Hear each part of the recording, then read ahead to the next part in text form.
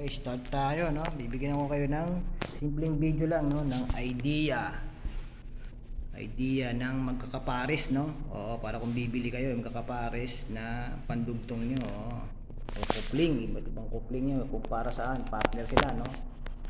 Okay, tayo, no? Ito, dito tayo nagdalawa natin. Ito yung, siyempre alam nyo na ito, yung sa bahay.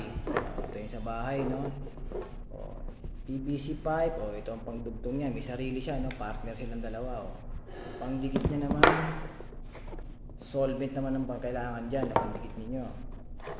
O, itong pangalawa natin, yung talagang mas matibay, o yung ginagamit PPR type. Oo, coupling niya, ito yung tubo niya, no? Puti, no? O, PPR type.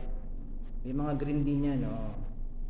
Ito talagang pang mga high rise, talagang mga high pressure, no? High rise building, ito ang ginagamit na, no? Oo, ang pandikit ng ano naman ito, dito kaya na solvent, no? Fusion machine ang kailangan dito, mga idol, no? Mga idol, ito normal na sa inyo ito, nakita nyo to, GI.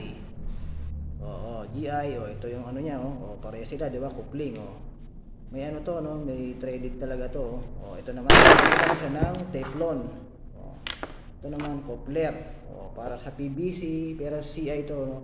As iron talaga, pero pwede din sa PVC. Okay, thank you.